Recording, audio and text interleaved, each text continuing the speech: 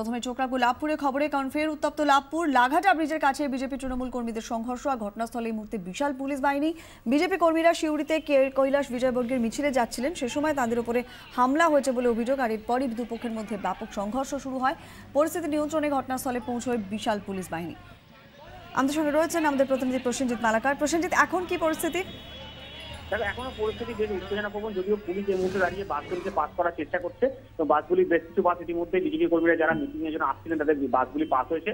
অন্যদিকে সকালবেলা যেটা দেখা গেছে, কার্যত বিজেপির কর্মীরা যখন বাস নিয়ে প্রথম আসছিল ঠিক সে সময় তৃণমূল কর্মীরা বাধা দেওয়ার চেষ্টা করে, লাঠি সোটা নিয়ে দাঁড় করিয়ে।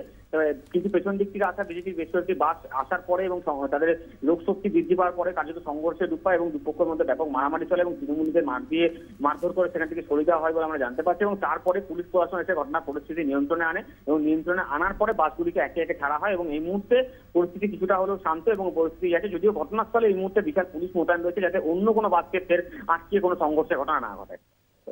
ধন্যবাদ প্রসেনজিৎ।